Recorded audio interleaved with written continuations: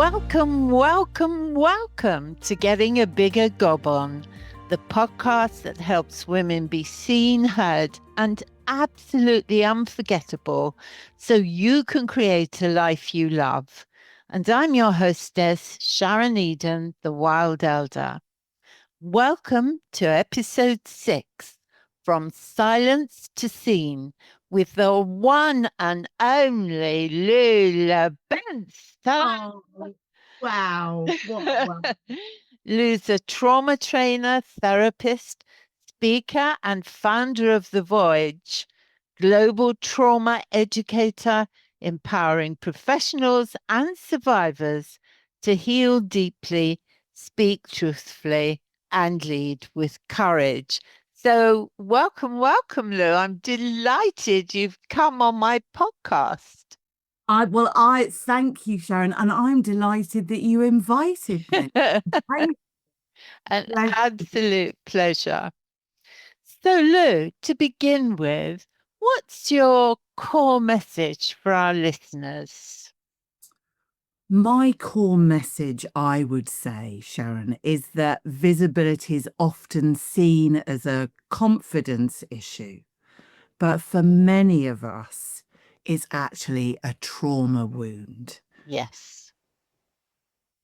And my story really is about healing the fear of being heard, because it's also about voice and of being seen and being visible.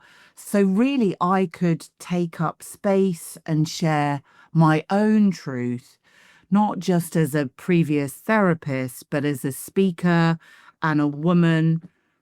I believed that I wasn't allowed to. Well, you weren't. I wasn't. And I many of really our listeners and I also share that. That's why we're here, Lou. Yeah, to get a gob on. Yeah, to get a gob on. So, Lou, I wonder if you could just kind of give an overview of how you were silenced, and then a bit about your journey of healing your fears. Okay, well, I won't go into the full ins and outs because everybody will be here in 2 hours' time. But let me just say, I mean, my silencing began very young.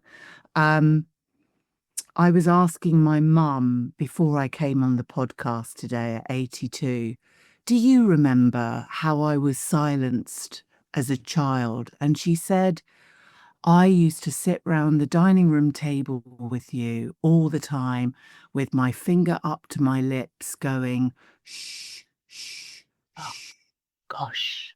because you always used to get into trouble with your father. And everything that you said really was something wrong, something that I was quite a bubbly, ebullient little child. And I think I was over chatty and over talkative. And it used to be too much for people. It used to annoy people. Okay, I'm going to stop you. I want you to hear that you were never too much. No, I know that now, but I didn't know that then. Sure. And so for years, that was the beginning. And then it, went on to other things. One of them, obviously, was keeping my voice, and silencing was about I was sexually abused when I was very young. So that led to secrecy and silence. And then poor me, but around 8 or 9 or 10, there was a peer group that I joined in where unfortunately I got bullied quite a lot. And my nickname from the local boys was actually Rent-A-Gob, because that's, and they called me Rent-A-Gob because I still used to talk quite a lot. And then about the age of 12, I got given the lead role in the play. And I went to a kind of primary, junior, secondary school that had a big cohort. And it was Joseph and his amazing Technicolor Dreamcoat. And I got the role of Joseph. Oh, wow. And being over the moon and delighted about it, it was the worst moment of my childhood. Oh, Actually, it made me really unpopular. And my two best friends at the time sent me to Coventry and wouldn't speak to me for a month because they were so jealous. So, as well as not having the voice and being silenced, I then learned that actually being visible or out there or being out there at all really led to people rejecting you and not liking you and you not connecting. So, there you go. The stage was already set, wasn't it? Oh my goodness, Lou. Yeah. Um, that's just, Yeah. I just want to punch them all in the face, quite I think it's honestly. uncomfortable too. And throughout my teenage years and then going, into various businesses. I mean, would you believe I also worked in radio for a while and my voice was too much there as well. So it wasn't really until I hit about 30 that I started to discover what had happened to me and why I'd lost my voice, and then started to do the winding road of recovery back to finding it. How do we find our voice after all that silencing? Absolutely. It's a journey of working with ourselves and working with ourselves and bit by bit reclaiming. Yeah. Absolutely. Lou, that was so touching. And if you're listening and anything that Lou has said that's touched a core in you, do get in touch with us or Google what touched you, uh, and you will find support. So, my lovely, I know that you have flourished wonderfully. So I want our listeners to hear that you can always recover, always, always, always recover. However, what are your tips for our listeners right now? The tips for recovering, yes.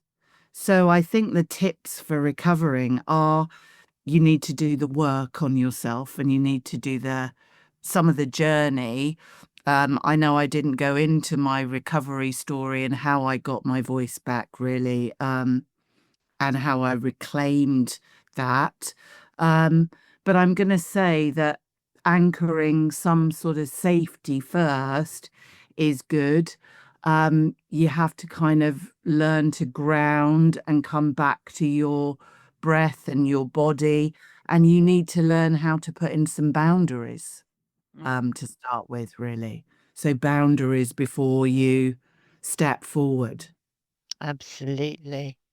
And I think that finding our voice and our visibility is about knowing that there's always going to be a scared part of you and that you don't have to wait until you absolutely have no fear at all. You have to take small steps towards finding your voice in various settings and know that the fear is going to be there anyway. And for me, I did very small speaking gigs to start with. I learned how to um, present or do small talks, and then gradually built that up, and there was a lot of fear.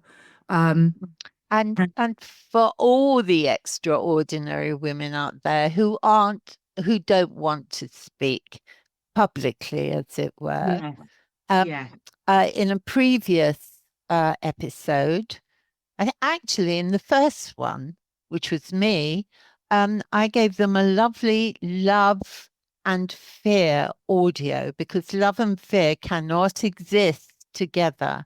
So when you yeah, feel fearful, to focus on love, kind of yeah, the fear dissipates. But I yeah. think what you're saying is wonderful. I hate it when people say, "Oh, you get over the fear." No, you just come to terms with it. Yes, or you walk towards it little bit by little Yeah. bit. You don't wait until you're at the end of the journey or fixed, whatever that means, because I don't think we're ever fixed. No. We don't have to be perfect to be powerful, but we start to speak our truth in our relationships. We start to have a voice around those who are our nearest and dearest. We start to put in boundaries where there were none. So all of that is really important. And I love the other thing you were going to say, which you kind of did say there, about stop waiting to get fixed to lead. Yes, exactly. Beautiful. Yeah. So I'm going to remind our listeners of your core message. Is that okay with you, Lou? Absolutely. So I loved what you said, that it's so true. You know, you see so many people trying to teach people confidence, you know, fake it till you make it and all that stuff. And visibility is often seen as that confidence issue. But for many of us, it's a trauma wound. Yeah. And when you work with that wound, that's where the healing is. And that's how you reclaim your voice. And your story about healing the fear of being heard and the fear of being seen is wonderful. And I know you couldn't talk about it in great depth here, but it enabled you to take up space and share your truth, not just a speaker, but as a woman who once believed she wasn't allowed to. And you know what? I can see that little wonderful Lou. I really empathize because I was a similar child who was silenced too. So both of us were absolutely gorgeous, but with people who couldn't appreciate our magnificence. Exactly. So, any offer you'd like to offer our listeners, Lou? Yes, I've got a free PDF from the Voyage Illumination series, and it's called The Visibility Wound, Why Speaking Up Feels Scary and How to Begin Anyway. So it talks about the difference between the fear of being heard and the fear of being seen, and gives healing steps to reclaim both. So I really hope that's useful for people listening. Excellent. And I've had a peek of that if you're listening, and I'd highly recommend that you access Lou's PDF, and the link will be in the show notes attached to this episode. So, Lou, how can people connect with you? Well, they can either find me on loulebentz.com, which is my website, or the Voyage Academy, or I'm on Instagram, LinkedIn, or Facebook, and I'd love to connect with them. That's brilliant. So I can't thank you enough, Lou. I've really enjoyed our conversation. You too. Well done, woman. Thank you. Thank you. Well done to all the women out there too who are doing it and rocking it as well. Absolutely. And thank you to everyone listening. If this resonates with you and you're hungry for more, get fresh insights, top priority updates, and a load of other Sharon type stuff when you subscribe to my Wild Elder Weekly.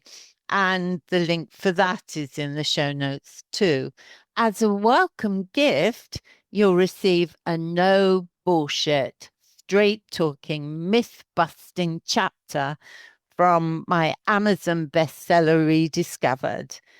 It's a chapter all about what spirituality is and isn't for real. Thank you again from Lou and me for listening. We'd love to hear how you get on with the tips. And do keep an eye out for the next inspiring episode of Getting a Bigger Gob On. Until the next time, bye.